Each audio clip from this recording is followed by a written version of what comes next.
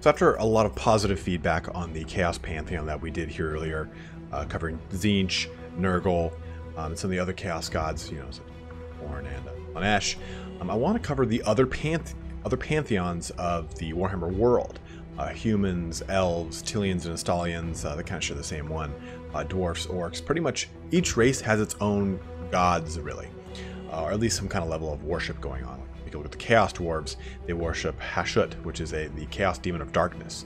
So I think that this video that we're going to be doing is pretty pertinent to now because the Skaven release came out.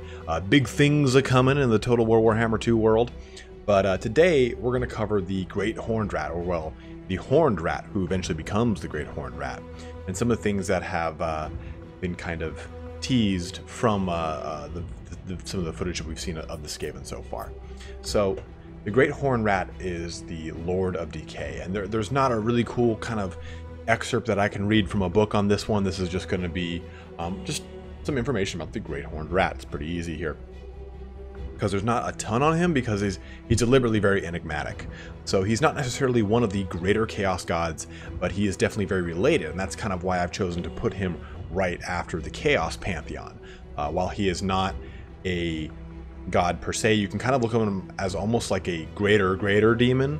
All the gods kind of look down on the Horned Rat, and maybe he might be related to Tzeentch or Nurgle, and that's kind of like a conspiracy theory regarding him, because he's all about decay and scheming.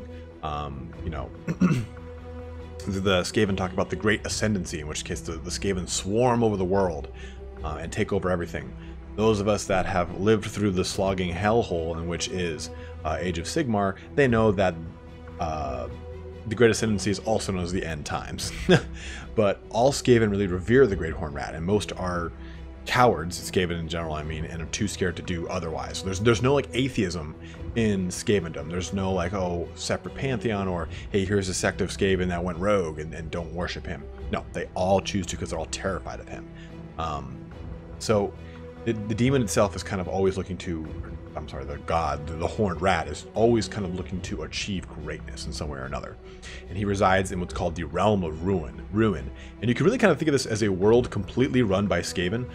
In the Warhammer 40,000 universe, there are these series of demon worlds. In fact, a lot of the Primarchs, like Perturabo, Magnus, Angron, a lot of them inhabit these demon worlds after they flee from Terra into the Eye of Terror. So, I mean, the Realm of Ruin is more than likely just simply a demon world completely run by Skaven.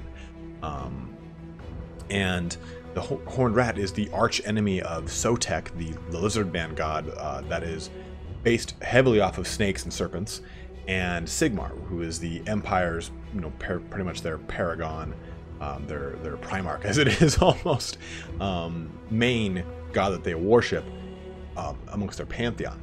So he really kind of holds more power, quote unquote, than any other god, because he is worshipped by all of the Skaven, which are more voluminous than any other race.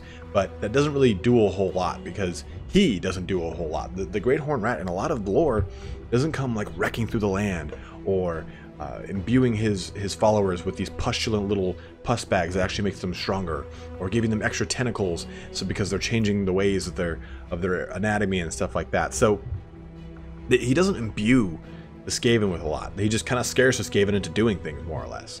And the Skavens constantly pray to the Horned Rat, and he answers enough prayers to just be considered, there. He keeps that faith through those, oh yeah, you can have that. There you go. There's that peanut you were asking about. There's back to that GIF thing I was talking about in my other video. But there's a constant sacrifice. They constantly sacrifice to a Great Horned Rat, because Skavens, being cowards, are afraid that he'll actually consume them.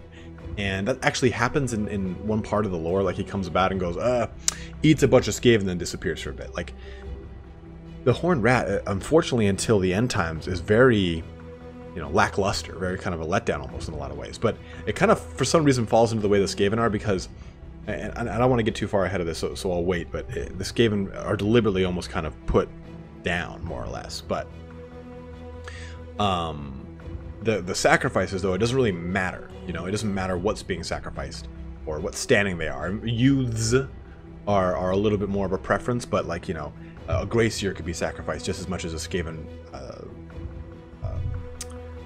slave, and it wouldn't make much of a difference to the Horned Rat. He just wants to eat, more or less. And the sacrifices kind of ebb and flow with the victories, you know, the war, specific experiments, everything. So everything in the Skaven society kind of revolves around it, kind of like a lot of like primordial or quote-unquote pagan mythologies, how, you know, hey, we have to have a sacrifice for a good harvest, or may we have a successful voyage, let's make a sacrifice, stuff like that. A very similar mechanic with the Great Horned Rat and the primordial sacrifice system, more or less. The Grey Seers, though, they kind of push this agenda as well. You know, we have to do this. We have to appease the Great Horned Rat. We have to do these things.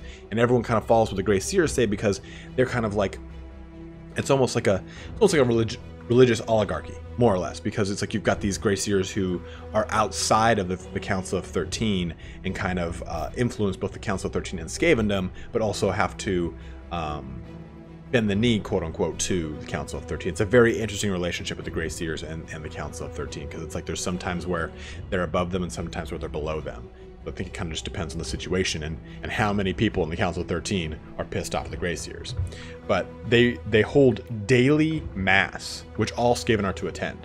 So you have this very Dark Ages almost approach to Christendom and Catholicism in the way that the Great Horned Rat is worshipped. That very dogmatic daily mass, because of the paranoia that inhabits or is intrinsic in the Skaven.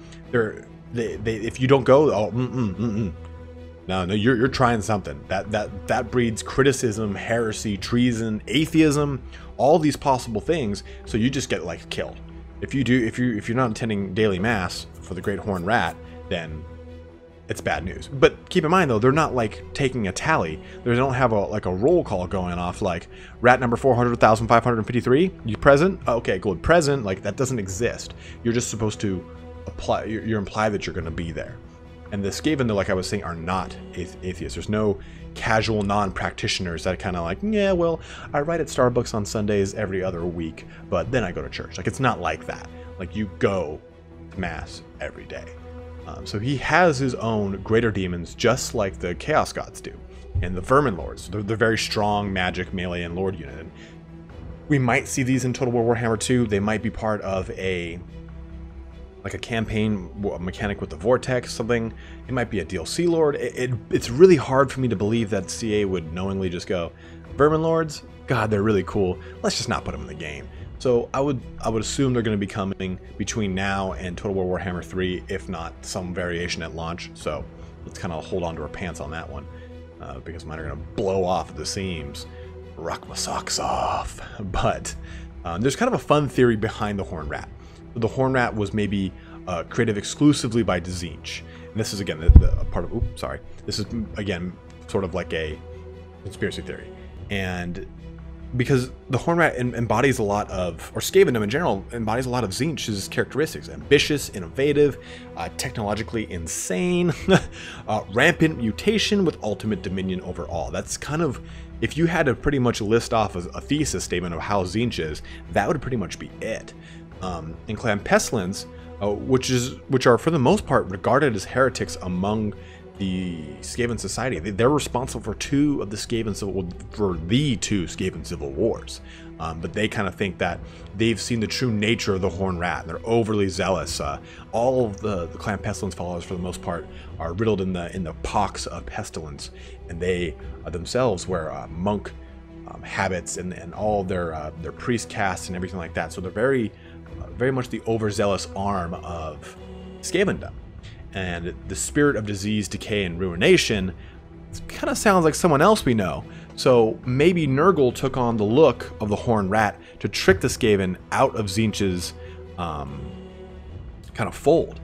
And if you remember from our videos, we know that Tzeentch and Nurgle are the biggest of enemies, because Nurgle's garden will often get eaten up by Tzeentch's walls and stuff like that, and they end up going to this huge fight between each other, and they're just going crazy on one another. So it would make sense that Nurgle, kind of trying to wrestle the control of the Skaven from Tzeentch, takes on the guys, kind of corrupts some of them, and then you have boom, Clan Pestilence, which starts 2 massive Skaven civil wars, which almost, I'm not going to say they almost wipe out the nation, because they're rats, you know. The thing is just like rabbits all over the place, just humping.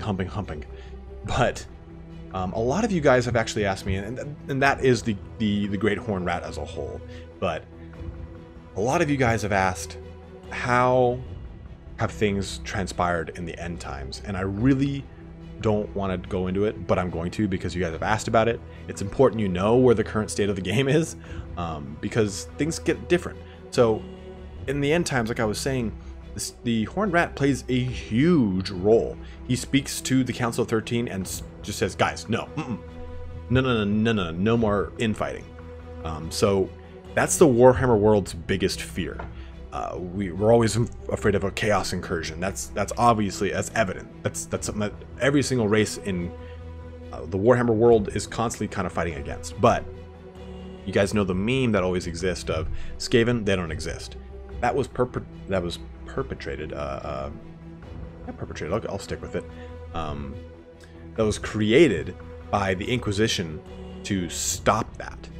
The leaders of the Empire said, okay, if we give credence to the Skaven existing, them being paranoid, skittish, always scheming, they will rise against us in a massive horde because they think that they're going to get squashed out. So the Skaven don't exist thing is not a, oh, it's a funny meme, it's a defense mechanism. The Empire does this and doesn't tell its masses about it on purpose, and the people that do know about it on the upper echelons of the military society deliberately don't talk about it, and they always say, oh, that doesn't exist. But they know full well that Skaven exist. For as long as the Skaven are ignorant of the humans' knowledge of them, the Skaven assume they have dominance over the humans, so they don't have to worry about a massive Skaven invasion. Until, of course, the Great Horn Rat says, stop fighting. And that's another thing, too, because on top of the humans saying, hey, they don't exist, and the Skaven always infighting, they don't really have to worry about Skaven kind of uniting. But end times, that's what happens. So the Horn Rat literally incinerates the current Grey Seer and replaces it with Thanquol. Now, Thanquol, we've talked about with almost a bit of an aggression. You know, he's not in the game, and people have asked, why the hell isn't Thanquol in Total War Warhammer 2? He'll come. I would give it time. Bone Ripper and Thanquol are too iconic of a lord to really not have in the game. And Thanquol is a bit of a pariah and honestly a fuck up. He constantly schemes and he constantly is failing with those schemes. So it's interesting that the Great Horn Rat would go, yes, I'm going to destroy the current Grey Seer, and then I'm going to appoint Thanquol in his place, who has not done anything but fail. So, and that was kind of like a Games Workshop move to choose a very popular lord, and they chose Thanquol and changed the way he looked, and it's amazing. And Bone Ripper's cool because Bone Ripper, we know from the lore, has changed multiple times. Every time he gets recreated, it gets recreated with different aspects to him. So that happens. So with that, cue Tyranids in Fantasy World. So what I mean by Tyranids is, again, the Zerg, if you want to think of a comparable race that's common vernacular in the strategy world. So the Skaven collectively smash Estalia, Tilia, the Border Princes, Araby, Ind, Southlands, Lustria, more on that, Bretonia, Nagaroth, Nuln, Nippon, Kara's 8 Peaks, and Cathay. They have a three-way. Orcs, Chaos, and Skaven just kick the crap out of Cathay. So really the only ones that are spared are Ulthuan, Nehekara, and Athel-Loren. And Ulthuan's spared because a magical island floating on, again, magic, so they can't burrow underneath of it. Nehekara is inhabited by the undead and Nagash, and they're terrified of both of those things, so no thanks. And Athel-Loren is a majestic magical forest that whenever you try to invade, if the Wood Elves don't want you to go somewhere, then the forest is majestic and enchanted. It will make it so you don't go anywhere. So the elf lands are a little more protected there. But for the most part, I mean, Nagaroth is not necessarily completely destroyed by the Skaven. Like, they assist in an already kind of current destruction. So, and Lustria in and of itself is kind of the biggest player in that portion, because the Thanquol Book of End Times pretty much talks about how the Clan Pestilence invades the hell out of Lustria. and how Lord Croak wills himself back to life to save the entirety of the Lizardman race, or what's left of them, by floating them off into space. I swear to God, that's the actual plot line. So despite really the successes, you know, Morrisley being brought down into the earth, what have you, they still have to make a deal with Archaon. The Horned Rat still realizes, hey, you know, we're still probably going to lose this, because the Hordes of Chaos are limitless, even more so than the Skaven.